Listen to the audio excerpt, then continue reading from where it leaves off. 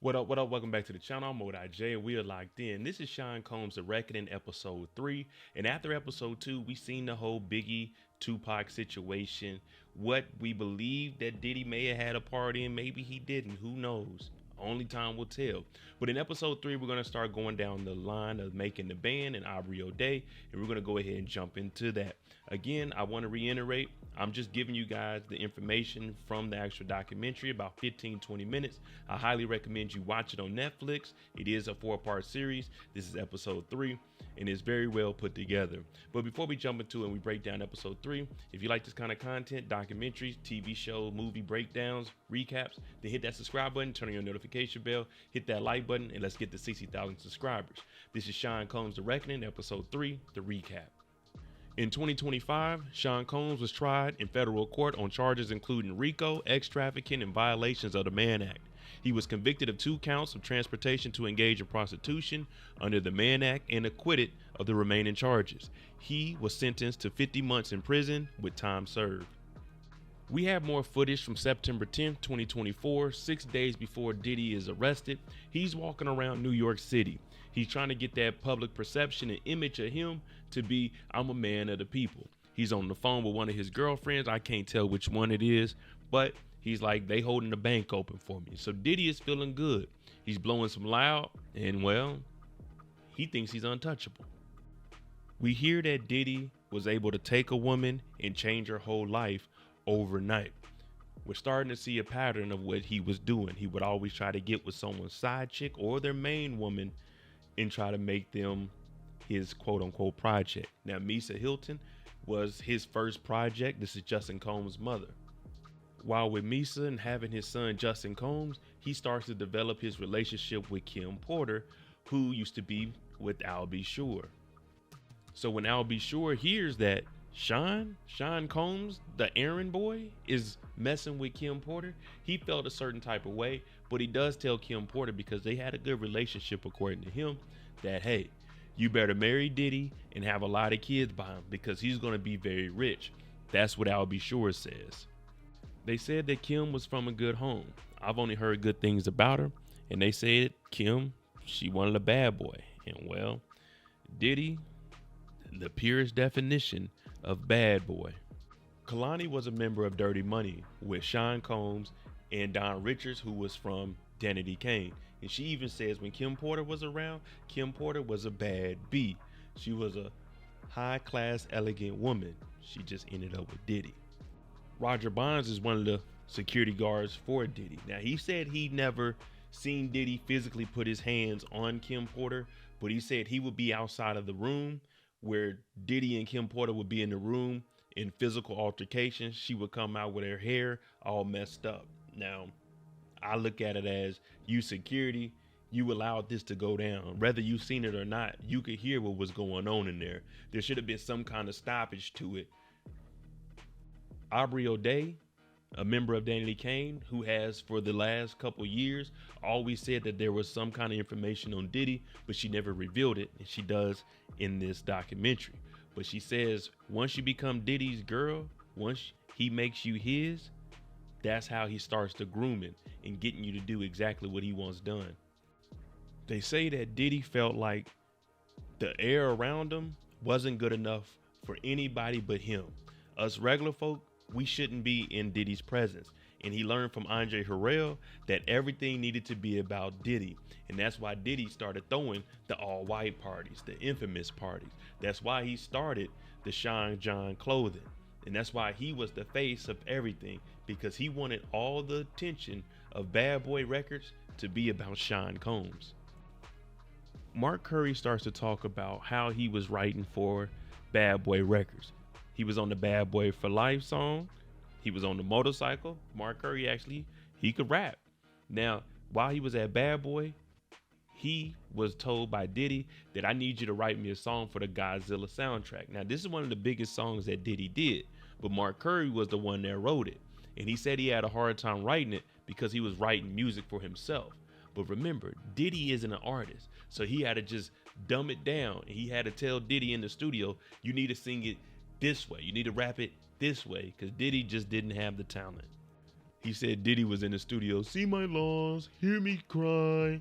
He's like, Diddy, that ain't it. You need to do it this way.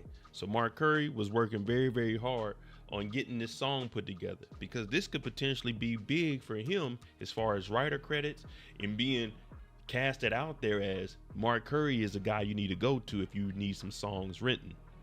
But this is Bad Boy Records. Nothing is ever what it seems. Well, for Mark Curry, it didn't get better. Diddy elevated, started dating J-Lo. Mark Curry was living in one of Diddy's brownstones. And who was he living with? Well, the young rapper Shine. He moved in and he was also living in the house. Now, Shine was a wild boy. Mark Curry says when he first met Shine, Shine had an AK in the house. And he said, hey, can you get me this bullet out of the AK because it's jammed? Mark Curry looked at him and said, if you can't get a bullet out of that AK, you probably shouldn't have it. Shine, man, he could have been something great, for real, for real. Then the infamous club shooting happens. Now we see Diddy, December of '99, saying, I don't own a gun, I didn't carry a gun, I didn't shoot a gun. Now the story goes, they were in the club, some guys were throwing money, Shine got into him, and Shine pulled a gun, Shine shot in the air. Well, the lady that was actually there says that she seen Diddy pull the gun out and shoot her in the face. Shine did have a gun, but this is where Shine ends up getting thrown up under the bus, because the whole situation is Shine went to jail for 10 years. Diddy and J-Lo, they just walked away from it like nothing happened.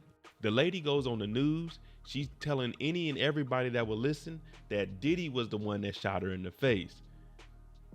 You will remember who was directly in your face. She said she saw Diddy with a gun. Diddy, high-powered lawyers. So even during the trial, Shine is telling the judge, my lawyers who are bought and paid for by Diddy are not doing their job. They're BSing.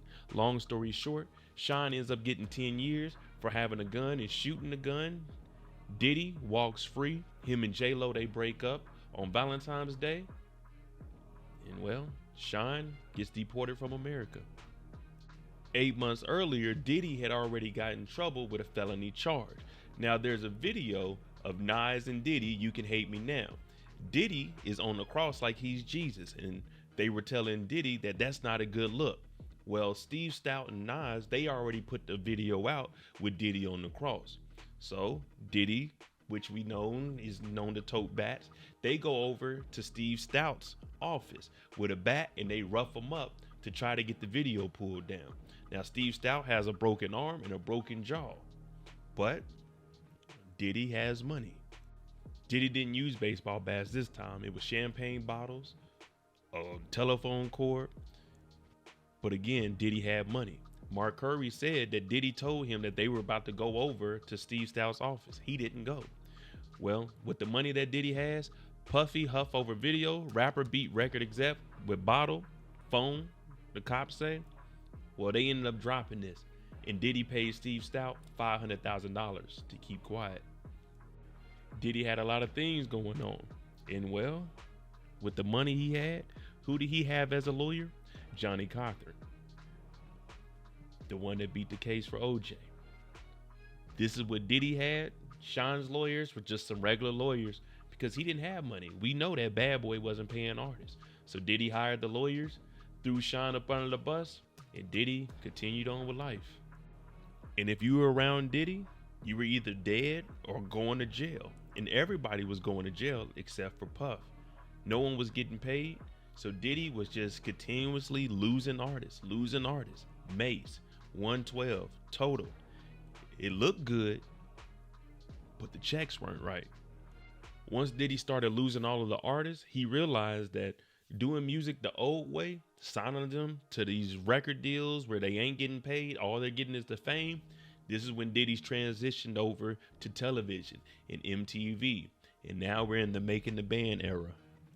Making the Band drop, I'm not gonna lie to you. I watched every single episode, every single week. That's all we had back then, but it was entertaining. Whether it was The Band, Danity Kane, Day 26, even the original Old Town. We used to just watch this. This was our television. And we're talking about Aubrey O'Day. Now, her mother was the one that told her, hey, there's an audition to be in some bad boy group or something. Now, she was supposed to be a lawyer, but her mother said, you got too much talent. You need to go ahead and sing. They start showing clips of different members making different groups, whether it's the band, Danny Lee Kane, or Day 26. They even show Don Richard. Now, we know that she became a member of the Dirty Money, and she also has a lawsuit out against Diddy, but we'll get to that when we get to it. Babs Bunny, who was a part of the band, she was the female rapper from Brooklyn, so she had a lot of pride being from New York City, getting on the same level that Biggie was on and taking those steps to try to become something great. She talks about the contract. They threw a stack of papers in front of them and said, y'all had 24 hours to sign these if you want to be a part of the band. So she said she went to her lawyer, and the lawyer told her straight up, this here is all fame, no fortune.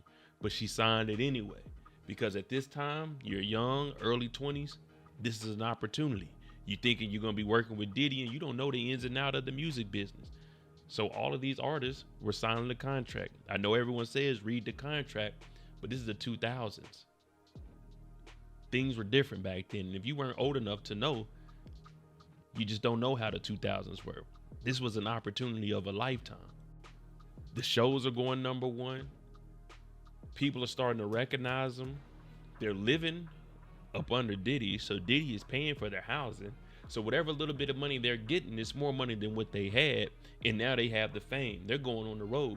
So for them, they're thinking, this is it.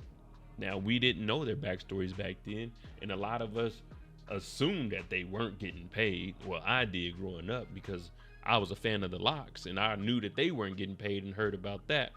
But these are kids, early 20s. Some of them were actually teenagers, 18, 19 years old. While all of this is going on, Sean John clothing is through the roof. So of course, all of his artists got it. Diddy wanted the focus to always be on him. And Roger Bonds, the former security guard, says that Diddy started to get that godlike syndrome where he thought that he was the man of everything. Now, I did have a piece of Sean John clothing. I had one piece, but it wasn't Sean John. It was actually Unforgivable, the cologne. And I got that for free at Macy's. They talk about the incident where he made them walk to get the cheesecake. It was Diddy putting fear in people, making you fear him and depend on him. So that's all Diddy was doing with this. You degrade them enough, they're going to depend on you and do whatever you tell them to do, because their survival is really in your hands, especially with those slave contracts that Diddy was issuing out. With all of that control, Diddy decided what was going on in the groups, and Aubrey O'Day says that Diddy told her that she was the looker of the group. And as you can see in different interactions throughout the series of Making the Band, we've seen how Diddy was when he was around Aubrey. They were talking about taking showers on national TV and things of that nature. Now, Aubrey has always said that Diddy was on some weird stuff with her, and she had some emails to back and prove what she was saying. Here's one of the emails from Diddy, bad boy at bad boy, to Aubrey, we don't know, at T-Mail, which is T-Mobile, sidekick. Subject, are you at One Oak? Date, Sunday 23rd, March 2008. Now, in these emails, she says sometimes Diddy was sending pictures of his private parts. She reads off one of the emails that says Diddy is telling her whenever she wants to come over, come over. If not, he's going to masturbate and think about her. All of this was sent via email. So when she said that she had information on Diddy, she had the emails. You should F someone like me. I want to turn you out. These are the emails that Diddy was sending one of his signed artists that was on national television that we all knew about. Now, we didn't know about these emails and what was going on behind the scenes. And after she didn't get with Diddy's program and doing what he wanted, we seen Diddy on national television say that she was not promiscuous enough, and he kicked her out of the band. These emails, his signature tag was, God bless Diddy. God is the greatest.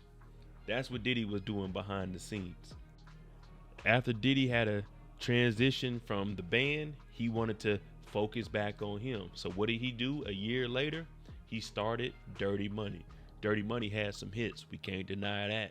Bad Boy had some hits. But this is when he gets Kalina and he takes Don Richards from Danny Lee Kane and they form a group, Diddy and Dirty Money. That Hello, Good Morning, pretty good song. Not gonna lie. Pretty good song. The girls were doing their thing.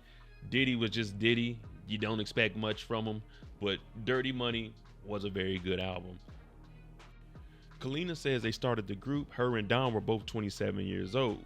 Now, at this time, Cassie wasn't all the way around, but she was around. Kim Porter was still around. And she said the relationship between Don and Diddy was a little bit weird. Kind of, if you're around a billionaire, what are the things you would say to that billionaire to try to get close enough to be with that billionaire? That's what Kalina always thought when she was around Don and Diddy. Now we get introduced to Cassie. Diddy's going down the hallway talking about we doing legal work. Good thing we ain't in the streets robbing you. And Kalina's talking about there's no way that Don could be with Diddy because at this point, Cassie is around. And Cassie is wifey. Kim Porter is the wife.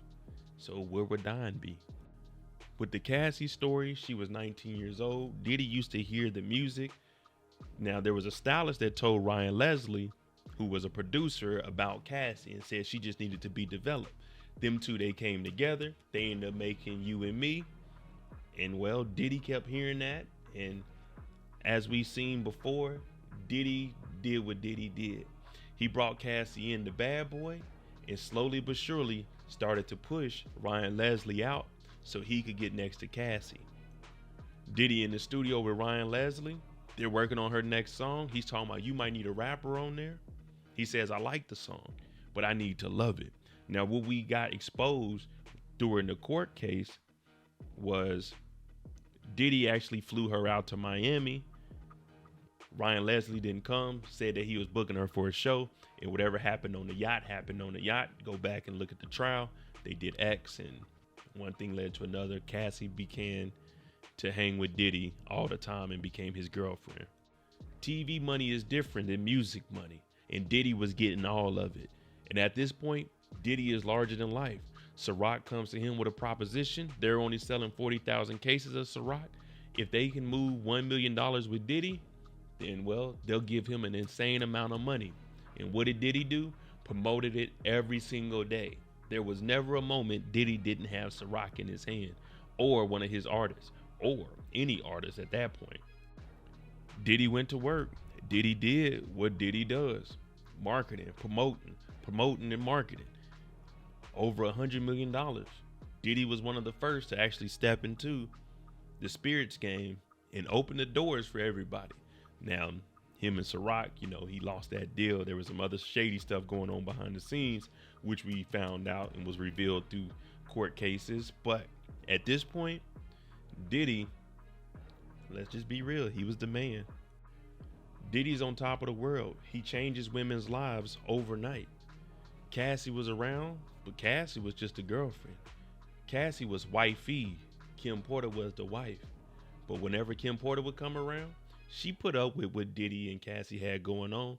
But Kalina said Cassie would have to leave, go get a spy, something. You needed to leave the room whenever Kim Porter came around.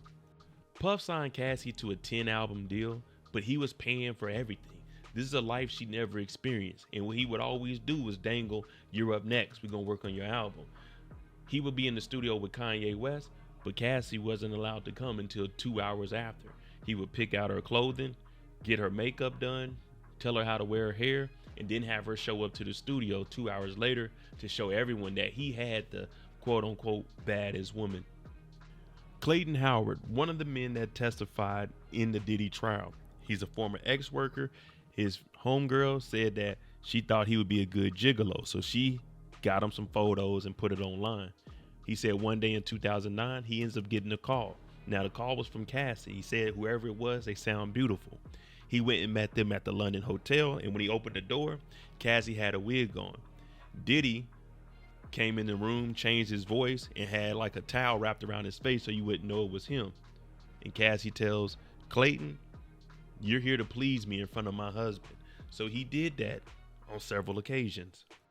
Now, he said when he got in the room, there were some rock bottles, there were bottles of baby oil, Astroglide. He said he seen some prescriptions by the name of Frank White. We know that Big went by Frank Black. He said Cassie told him to do certain things, use the baby oil. He said he was putting it on like a regular person. Cassie told him, nah, you got to squirt it this way. Diddy was dictating how the night would go, telling her to turn different angles, do this, do that. He would tell Cassie if she was ready or not to actually be penetrated by Clayton. Also, he said whenever a Tupac song came on, he would tell Cassie to change it. He didn't want to listen to no Tupac doing a freak off. Clayton said that these freak offs would last 4 or 5 rounds, depending on how many times Cassie climaxed. Sometimes they could go 2 days, and he said he would get $6,000 for it. And he just continued to do it. I mean, this is what he was getting paid for. This was his profession. Clayton says this went on for about 8 years that he was dealing with Cassie and Puff. So 2008, 2009, all the way up to 15, 16, these freak offs were happening. And he said that they used to collect his DNA in cups. And at first, Clayton didn't say anything about it. Then, after a couple of times, he said, hey man, what are y'all doing with that? And he said Puff told him that they take the DNA in the back and, well, he makes Cassie do different stuff with it. I'll let you put that to your imagination. Go and watch the doc. For that, YouTube won't allow me to say what was really going on. But they were collecting the DNA, and we also know during the trial that Diddy would sometimes use that DNA and rub it on his chest. Clayton also says every March 9th, the day that Biggie was unalived, he said it didn't matter. Diddy may have not directly been the one paying for it, but him and Cassie would be the ones putting it together, and they would fly him out for 3 days, 4 days, and he would just have freak offs with Cassie the whole time. Now, you would think a celebration of Big's life, you would go out, have a good time and party, not have freak offs and do weird stuff. Eventually, Clayton says that Diddy starts to join in. He would go, Diddy would go, and then they would just rotate. And he said he asked Cassie, how do y'all do this all the time, every single day? And well, he said she went to go get him an ecstasy pill, and that's when he started taking drugs with them. And you know, that ecstasy to keep you up all night. Kim Porter and Diddy do get into it in a situation. We do remember Diddy wearing a cast. That's because his wrist was slit. Now, Kirk Burrows says it was Kim Porter, or it may have been Diddy in desperation not to lose Kim. He did it.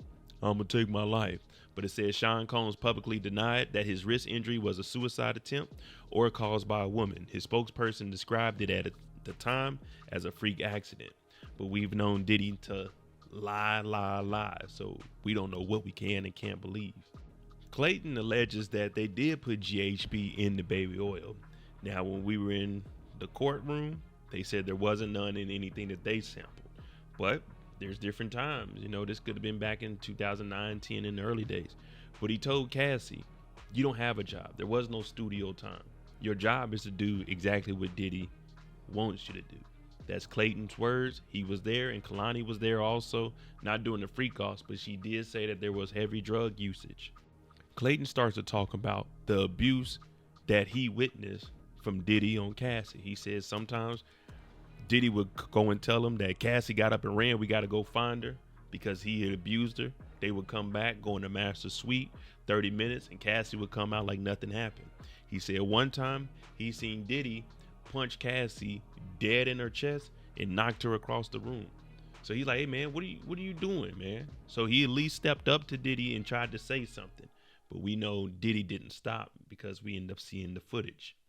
Fast forward to 6 days before Diddy was arrested in 2024, he's walking around Harlem. That public perception we've been talking about. He's showing people that, hey, I'm Diddy. Remove the Diddy. I'm Sean Combs from Harlem. This is what I do. I'm out here with the people. Jim Jones shows up, and he's just showing the people love, hugging, dapping them up, and he's out just getting drinks and doing what us regular folk would do. This is the clip that was going around about Diddy talking about, I need some hand sanitizer. I need a babe. I need to change my clothes. I've been in the streets with the people. Making it appear that, you know, I'm out here doing this stuff that I normally don't do. I need to bathe. I don't feel comfortable in my skin around these other people. Now, there are some people that say that Diddy just didn't really like black folk once he started getting that money. I can't put that on him. But him saying I need hand sanitizer, I need to change clothes and bathe and all of that, I understand. Yeah, you shake a lot of hands, but like bathing and doing all of that is kind of like, hey, you think you're better than everybody, don't you? Kalina says there was some good energy about Cassie, but it was also something sad about her. And now she's saying she knows that she was in there fighting Diddy damn near every single day. So whatever she was witnessing from her experience, she always said that there was something sad about Cassie. Well, she was getting physically, mentally abused.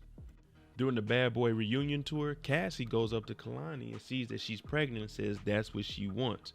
Now, Kalani believes at this point, she realized that her and Diddy weren't going to ever get married or have kids. So that's one thing that Cassie always wanted, to be married with kids. So she ends up leaving Diddy. Now, the reunion tour was in 2016. I think she left in 2018.